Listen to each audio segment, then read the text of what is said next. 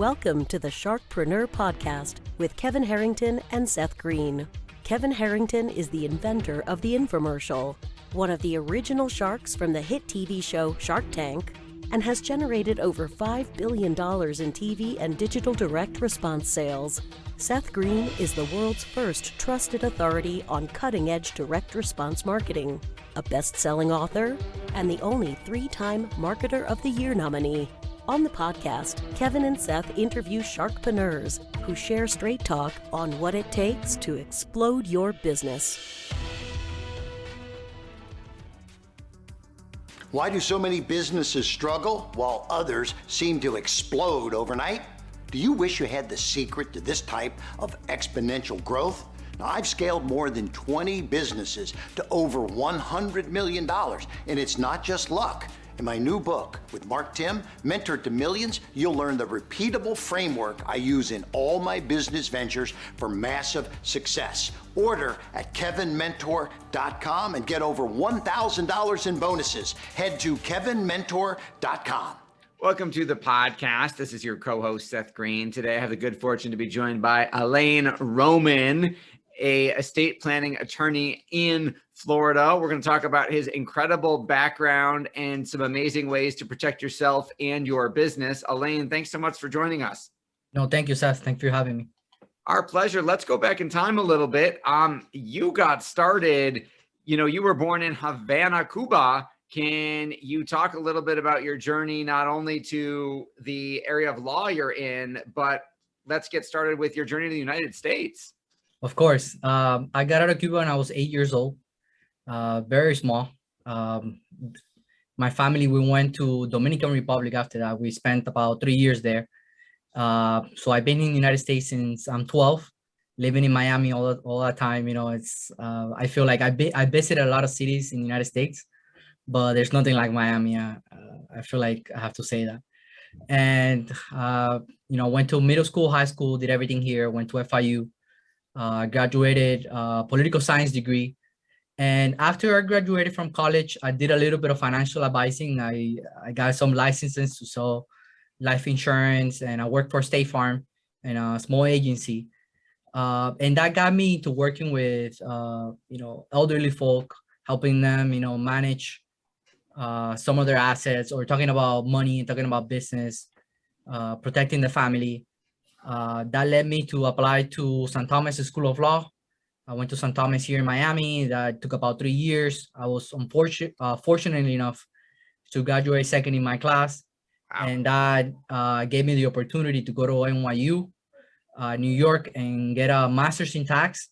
That took another year, but NYU is a top law school for tax in the United States. Okay, so that's an incredible journey, and I'm sure if there is, the longer version could be in a book somewhere, if it isn't already. And now, obviously, there probably aren't as many attorneys in your field that also have a master's in tax. What inspired you to get the master's in tax? I had a professor in law school that he was very practical when he taught us like tax-related matters. I obtained a tax certificate. And that just means I took like a couple of courses in tax, and that led me to see all the strategies that it was eventually going to teach us on how to reduce your tax liability. How to put more money into your pocket, so that way at the end of the year or whatnot, you're finding your taxes. You're not giving all of it to Uncle Sam. Which obviously everybody wants to keep more of their hard-earned money. So talk a little bit about your kind of combination, because not only are you an estate planning attorney, but you have the master's in tax. So talk a little bit about kind of how those come together in serving your business owner clients. Of course. So a lot of it comes down to the estate tax.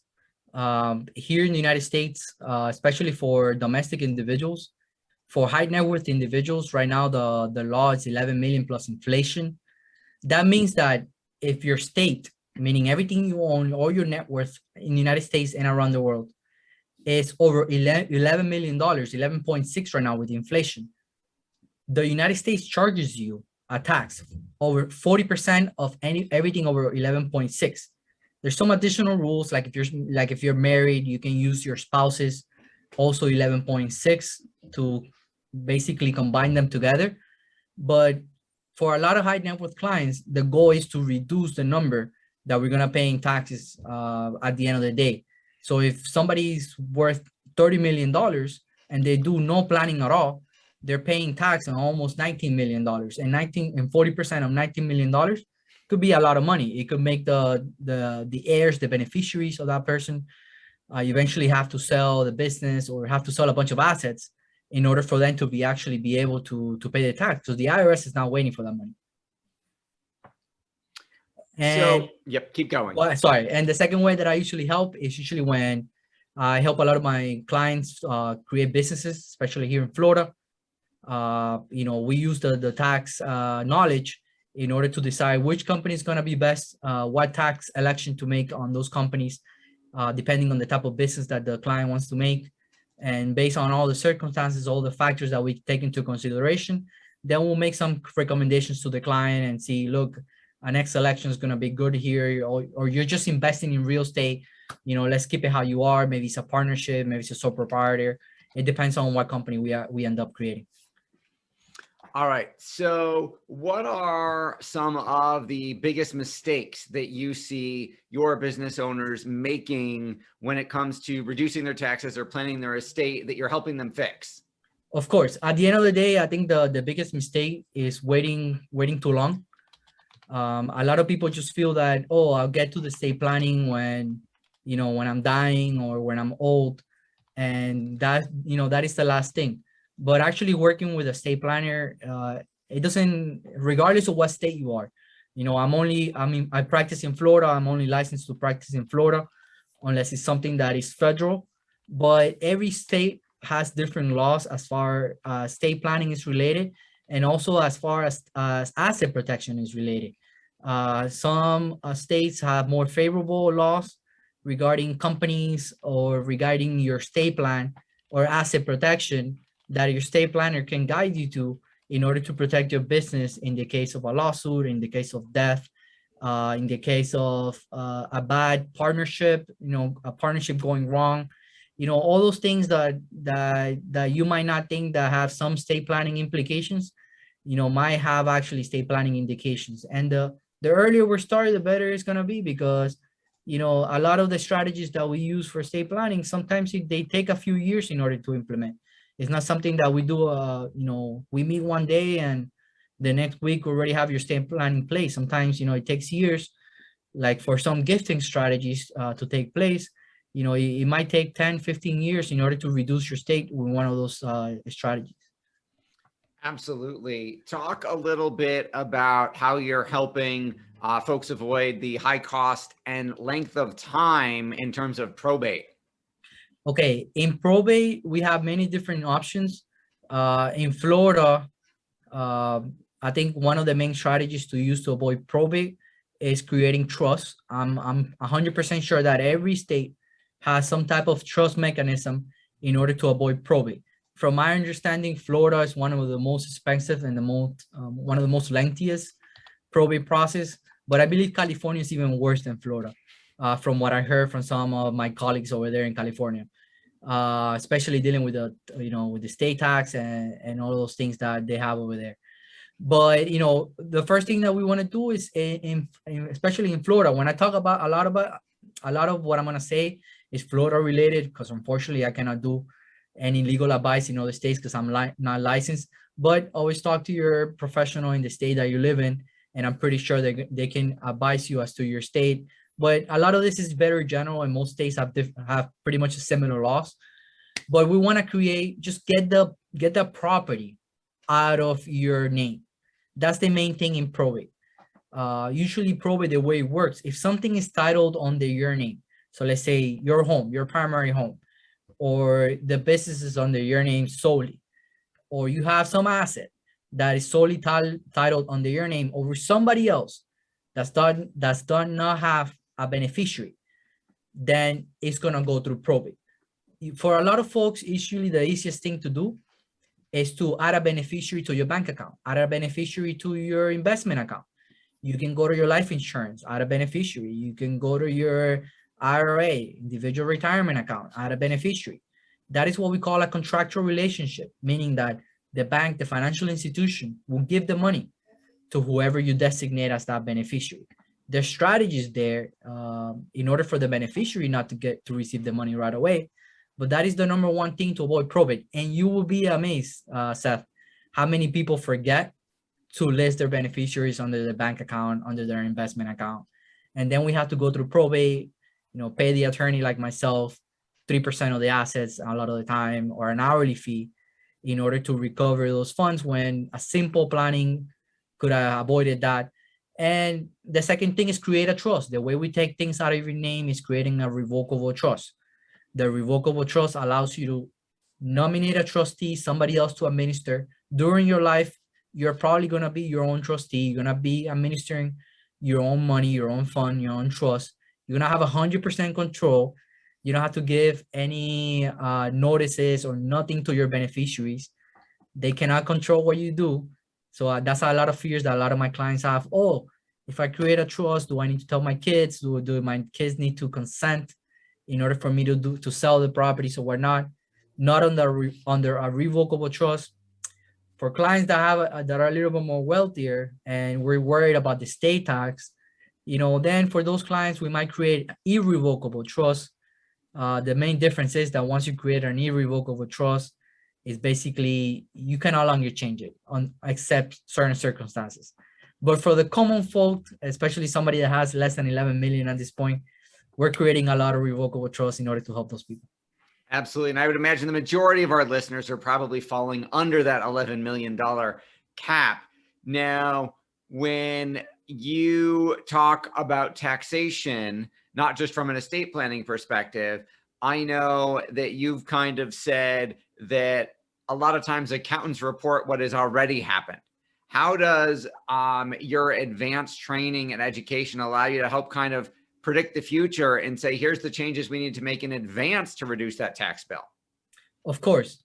The one main thing, going back to the estate tax, which is what I'm most specialized on, that $11 million figure that I threw out, that's supposed to change in 2025.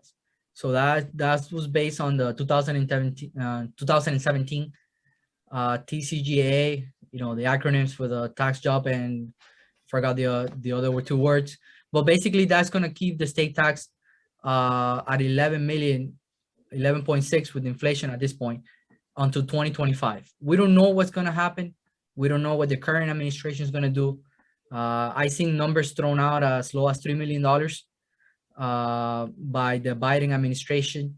We're hoping and we're expecting at least the number to go back to what it was before, which is 5 million plus inflation.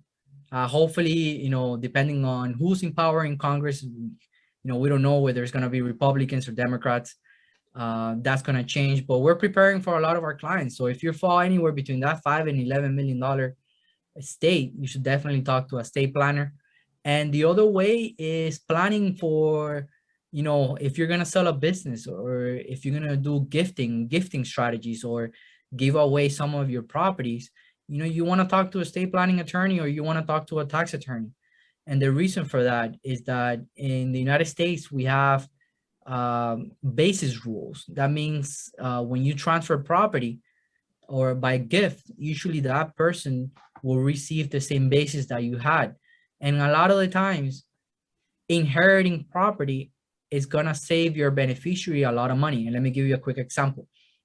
If you buy a property today for $100,000 and you sell it, let's say 10 years from now, $200,000, you just have a gain of $100,000. It could be, there's some different rules. When it's your primary home, you can use section 121 of the tax code to exempt up to $250,000 in tax. But let's assume this is an investment property. So you don't live in that property, you have $100,000 in gain. Well, if your beneficiary inherits that property, instead of gifting it to them while you're alive, and in their hands, the beneficiary is also going to get $100,000. And so when they sell it, they're going to have $100,000 gain. So they're going to have to pay taxes on $100,000. However, if they gain it by inheritance, meaning through a will or a trust, then that basis, that $100,000 becomes $200,000, the same value as the fair market value. So at that point, when they sell it, they pay no tax. So it's almost like a step up in basis. It's a 1014 step up in basis. That's exactly So what it's it almost, in certain circumstances, obviously consult with an estate planning attorney in your state, your area. It might make more sense to leave it in a will or a trust as opposed to giving it to someone before you die, where they might get stuck with the tax bill. Yeah, because unfortunately, a lot of people get advised by the neighbors, and the neighbors usually tell the person, look, the easiest thing to do, let's put your son and daughter in your title.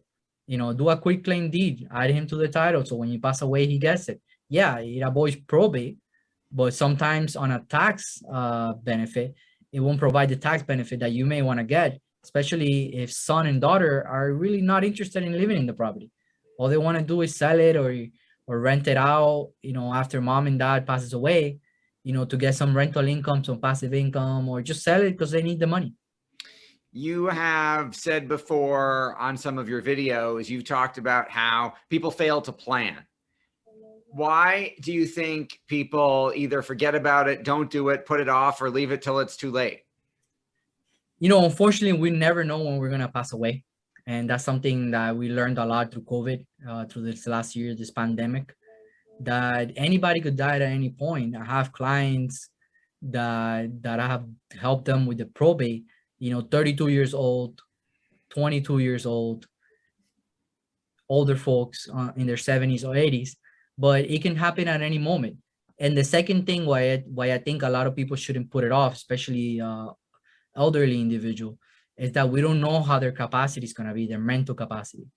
Unfortunately, or fortunately, we're living a lot longer than we used to before because of the advantages with medicine and all the advancements that we have made. However, that doesn't mean that your mental capacity is going to be the same when you're 80 than when you're 50. And estate plan is something that you can change at any point. You have complete control. So might as well start early than waiting till the later years when another family member can contest it, or maybe you don't want to give one of your kids an inheritance. But if you're 80, you know, son or daughter might say, look, my mom wasn't in the right set of mind, in the right mindset when she did her will or when she did her trust. And it's the likelihood of it being contested is a lot higher. You have some unique skill sets and education. How are your clients finding you? You know, finding me myself as a business? Yes. Yeah. So I try to do a lot of marketing, try to do a lot of networking. I have a YouTube channel, which I should start putting more videos in it because I have a lot of things planned. If you can follow me on Instagram, you know, at Alain Roman Law, I'm always putting information, especially information regarding the law and tips and advice as to what to do for estate planning, for incapacity, sometimes taxes, sometimes for business. And you can always, you know, in those channels are good because, you know, sometimes I get questions that I answer through my social media account, not only through a free consultation. So a lot of people also find me in Google. You know, Google has been amazing in the last year as far as people being able to find me. A lot of people now that are home, working from home, they're taking it into Google in order to find attorneys. And, you know, I've been very lucky to rank pretty well, you know, learn a little bit of marketing, being able to, you know, write good blog posts, get good content out there that gives a lot of information, a lot of value. And people read those and, you know, they reach out to me because they feel that, you know, I did them a good service. I provided good information. And after that, it's just my clients giving me reviews in my Google account, you know, talking good about the service that we did for them. And I feel like word of mouth referrals from previous clients is the best referral you can ever get. Absolutely. Your passion is obvious. What do you like best about what you do? You know, I really like working with older individuals, especially somebody in their 70s or 80s. It's a different connection from somebody my age. I'm 35. I feel that it's a lot of the time it's a very genuine connection with somebody that's older. And on top of that, I also like to help. I've been focused a lot on real estate investors. like helping investors set up, companies, limited liability companies, holding companies in order to take advantage of all the favorable tax laws. I feel like when you help other people grow, especially in our field with estate planning, and you get to see their family, how the family grows also as well, I feel like estate planning attorneys is almost like another doctor or CPA, you become a part of their family. I know a bunch of attorneys don't have a good reputation as far as like being personal or injury attorneys. People think they're just looking out for the money, but us estate planners, we keep really close to the family. All right. Well, your passion is obvious. We greatly appreciate your time. We know it's incredibly valuable for our folks watching and listening who might be in Florida and want to learn a little bit more about the ways that you can help them. Where is the best place for us to send them? Yeah. So the best place is my website. They can go to alainromanlaw.com. So my first name, my last name, and law.com. You search Alain. You can only search for my name if you want, Alain Roman. I'm pretty sure I'm the only attorney in Florida with that name. So if you look for Alain, any type of R at the end, I'm pretty sure that you're gonna be able to find me. Feel free to call me, send me a text, shoot me a message through one of my social channels. And usually my free consultations at the end of the day are free.